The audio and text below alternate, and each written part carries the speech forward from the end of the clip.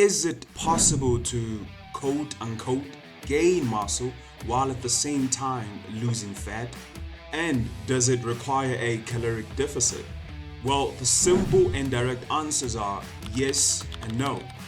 And we're about to review studies that prove this. While the simultaneous gain in lean mass and loss in fat mass, it was thought to be necessarily possible like 10 years ago. Chris Barakat collected all 10 studies that witnessed this recomposition phenomenon, and 7 out of 10 of these studies strongly approved this idea. With the right plan that is based on these studies, that we'll reveal later on of course, you can easily tweak your diet and exercise plan to meet your current fat loss and muscle gain goals and see results in less than 2 weeks. 10 of these studies that Chris collected, the reviews got put out 5 years ago.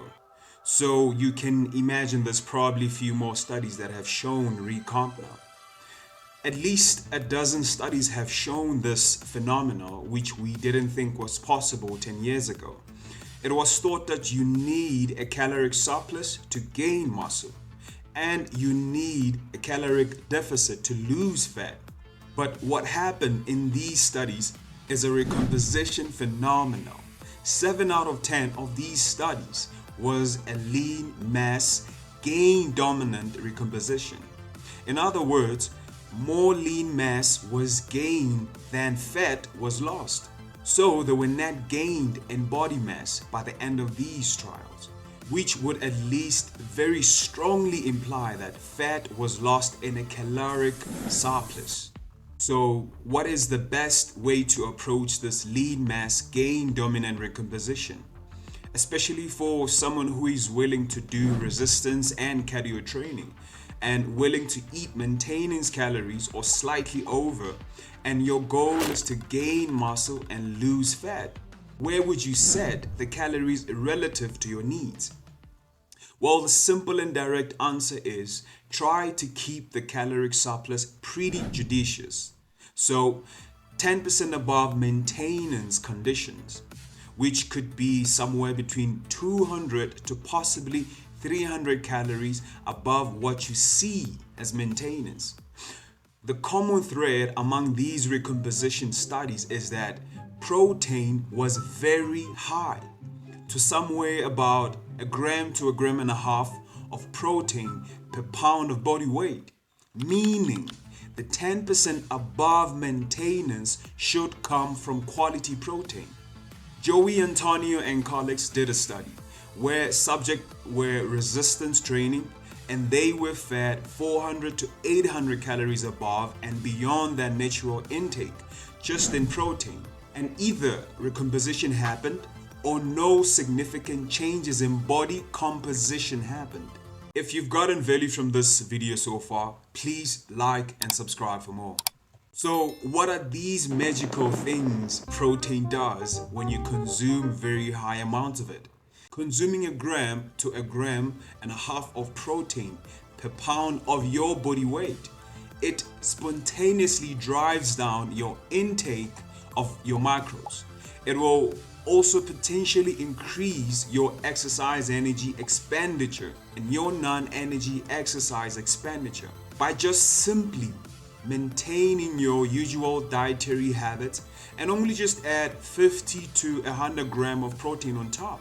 As in, eat an extra chicken breast or have an extra scoop of whey protein, maybe some eggs and cottage cheese as well. Adding more quality protein on top of what you are already eating is where the magic happens. So the increase of protein could translate to greater energy expenditure through a number of pathways.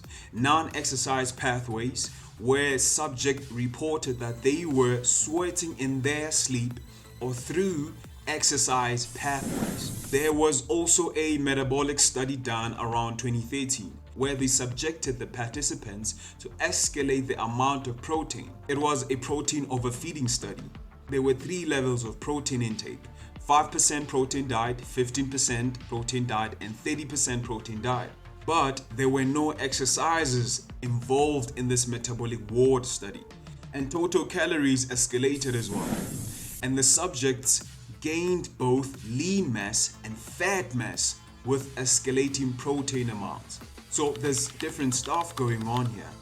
When you have people escalating the protein and calories intake and they are not doing any form of exercises, they will gain both fat and lean mass.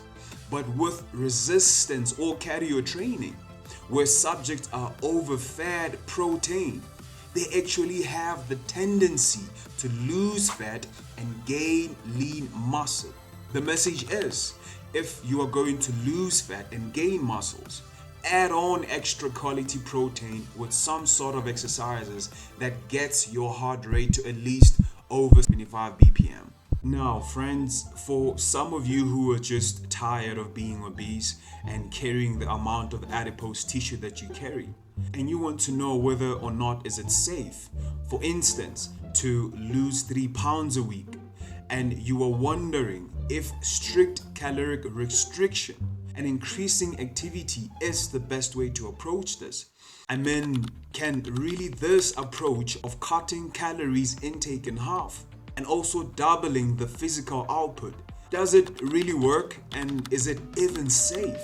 For someone who has a higher lean mass and a lower body fat than normal, doing an aggressive diet is not going to be good for their lean mass and their general health. As your body fat goes down, the percentage of weight loss from lean mass goes up. So for people who are obese, because they have adipose tissue to pull from, there's very little reason for the body to be catabolizing lean tissue. But of course, before we get to the approach of aggressive diets and exercises, there are variables to consider. It's interesting that research data tends to actually suggest that people who are obese and lose more weight early are more likely to keep it off, which seems a bit more contradicting, right? And that definitely doesn't seem very sustainable. But again, you are weighing competing things here. So there's the sustainability aspect, but there's also the buying in aspect, the strong conviction that the plan will work, which is huge for sustainability. So for a lot of obese people, if they start a diet and don't see results quickly, they bail on it because it's not working. Where else, if they see some rapid results pretty quickly, they buy in even harder. So the start of the conversation should be, there are no solutions, there's only trades-off. Thomas Sowell said that. So we are having a trade-off here. It is, yes, you're going to lose fat faster, but there's a price. And interestingly, the dichotomy of life is, if you do what's easy in the short term, your life will be hard. And if you do what's hard in the short term, your life will be easier. And again, the more adipose tissue you have, the more aggressively you can approach the diet without really negative long-term consequences to lean mass or your overall health. But balance that with, okay, if I'm going to do this, I need to understand that I am not going to be dieting this way forever. I am doing this to give myself a boost in the beginning. And I have to be okay at some point with transitioning to something that's a little bit more sustainable. Ethan Suplee had a great example of this.